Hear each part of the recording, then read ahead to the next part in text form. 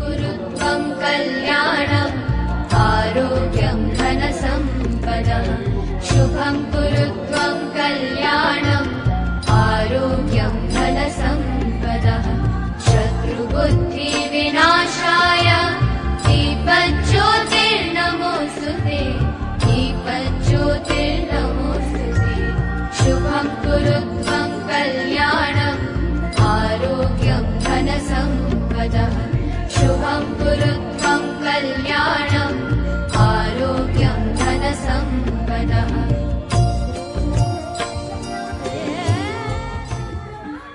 शुभं कुरु त्वं कल्याणम् आरोग्यं धनसम्पदः शुभं कुरु त्वं कल्याणम् आरोग्यं धनसम्पदः शत्रुबुद्धिविनाशाय दीपज्योतिर्नमोऽस्तुते दीपज्योतिर्नमोऽस्तुते शुभं कुरु त्वं कल्याणम् आरोग्यं धनसम्पदः शुभं कुरु त्वं कल्याणम् आरोग्यं धनसम्पदः ನಗರದ ಖ್ಯಾತ ವೈದ್ಯರಾಗಿರ್ತಕ್ಕಂಥ त्वं कल्याणम् आरोग्यं धनसम्पदः शुभं कुरु त्वं कल्याणम् आरोग्यं धनसम्पदः शत्रुबुद्धिविनाशाय दीपज्योतिर्नमोऽस्तुते दीपज्योतिर्नमोऽस्तुते शुभं कुरु त्वं कल्याणम् आरोग्यं धनसम्पदः शुभं कुरु त्वं कल्याणम् आरोग्यं धनसम्पदः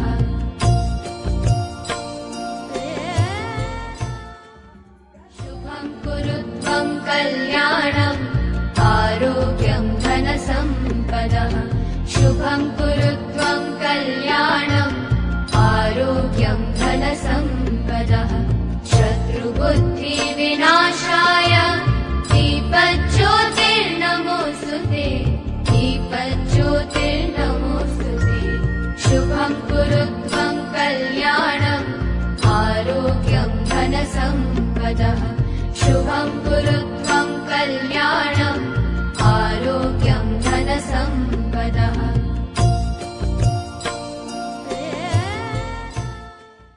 शुभं कुरु त्वं कल्याणम् आरोग्यं धनसम्पदः ಕಾರ್ಯಕ್ರಮ ಮುಂದುಗಡೆ ಕುಂತವರನ್ನು ನೋಡಿದಾಗ ನನಗನ್ಸುತ್ತೆ ಎಲ್ಲ ಅಂಬೇಡ್ಕರ್ ಅವರನ್ನ ಅರ್ಥ ಮಾಡ್ಕೊಂಡಿರ್ತಕ್ಕಂಥ ಮಹಾಜ್ಞಾನಿಗಳೇ ವೇದಿಕೆ ಮುಂಭಾಗದಲ್ಲಿ ಕುಂತಿರ್ತಿ ಅಂತಕ್ಕಂಥ ಮಾತನ್ನ ಹೇಳಕ್ಕೆ ಇಷ್ಟವನ್ನ ಪಡ್ತಾ ಇದ್ದೀನಿ.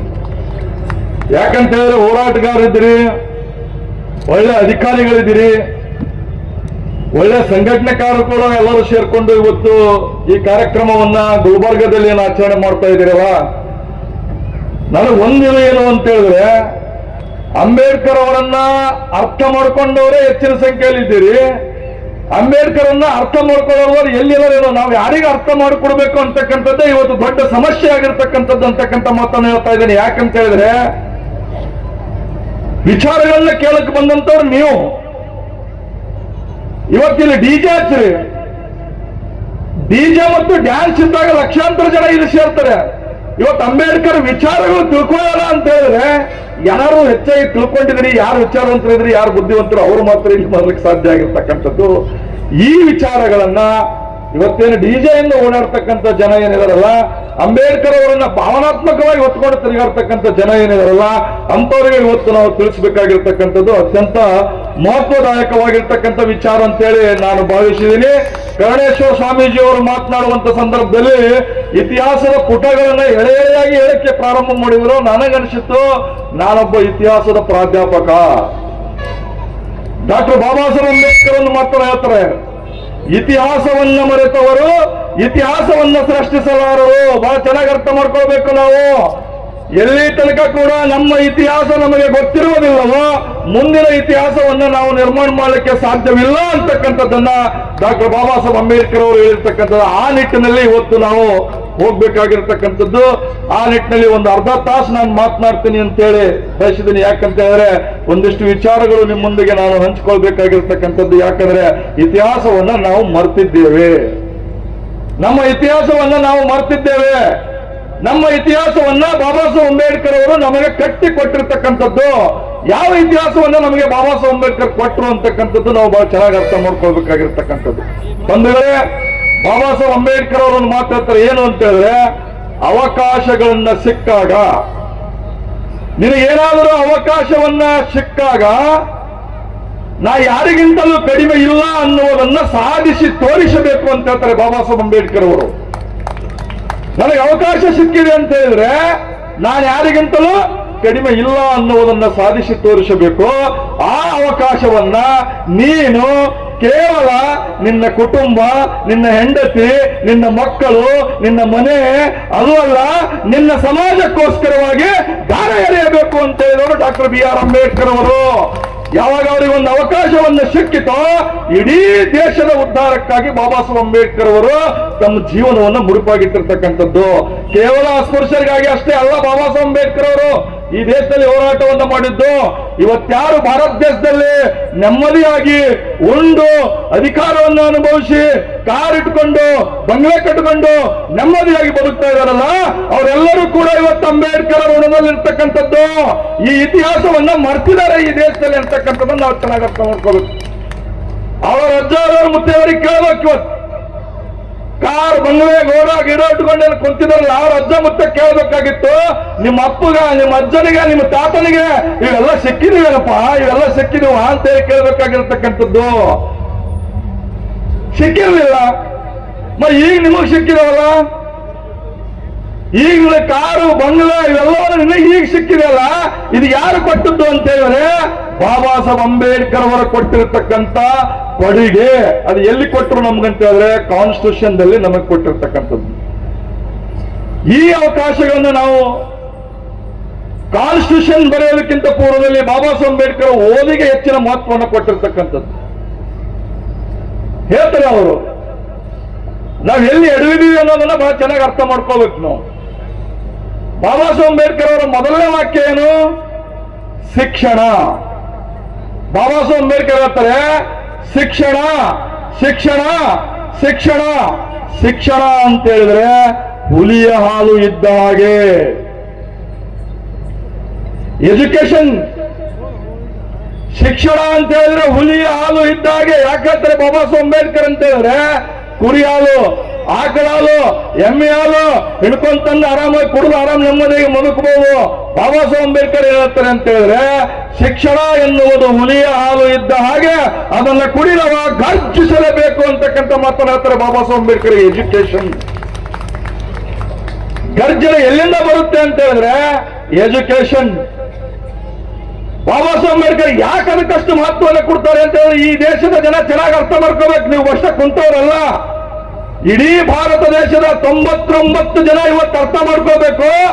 ಈ ಶಿಕ್ಷಣ ಅನ್ನುವುದನ್ನ ಸಾವಿರಾರು ವರ್ಷಗಳ ಕಾಲ ಈ ಭಾರತ ದೇಶದಲ್ಲಿ ಬಹುಸಂಖ್ಯಾತರಿಗೆ ಕೊಟ್ಟಿರಲಿಲ್ಲ. ಕೇವಲ ಒಂದೇ ಒಂದು ವರ್ಗ ಈ ಶಿಕ್ಷಣವನ್ನು ತಮ್ಮ ಕೈಯಲ್ಲಿ ಹಿಡ್ಕೊಂಡು ಕೂತಿತ್ತು.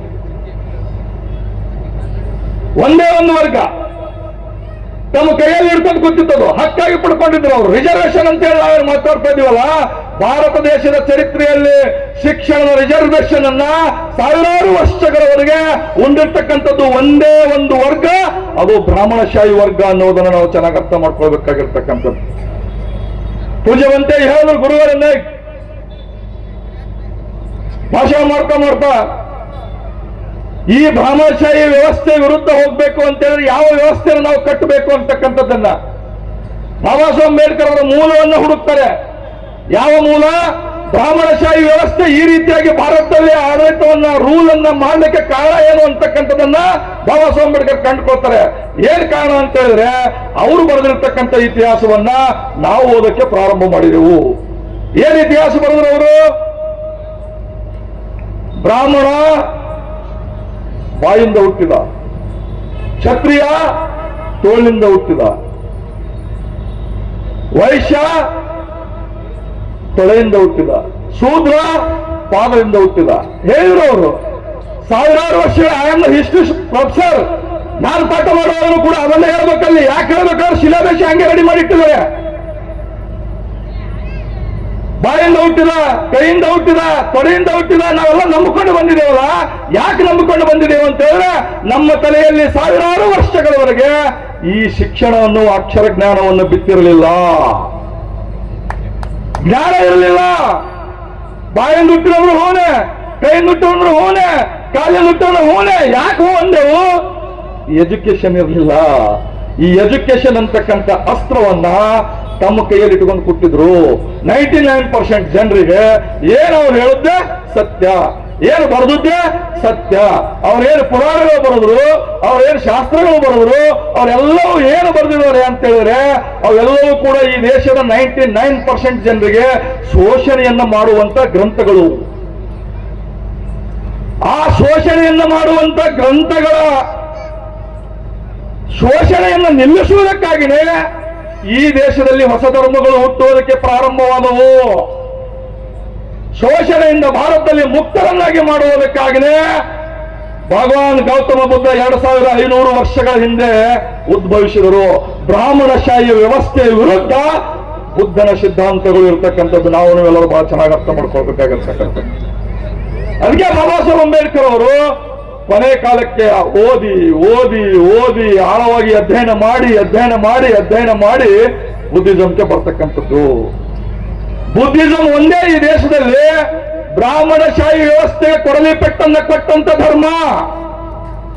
ಬುದ್ಧ ಧರ್ಮ ಮಾತ್ರ ಆ ವ್ಯವಸ್ಥೆಗೆ ಕಟ್ಟಿ ಹಾಕಿರ್ತಕ್ಕಂಥದ್ದು. ಎಷ್ಟೋ ಧರ್ಮಗಳು ಈ ದೇಶದಲ್ಲಿ ಬಂದರೂ ಕೂಡ ಈ ವ್ಯವಸ್ಥೆಯನ್ನು ನಿಲ್ಲಿಸಲಿಕ್ಕೆ ಸಾಧ್ಯ ಆಗಲಿಲ್ಲ.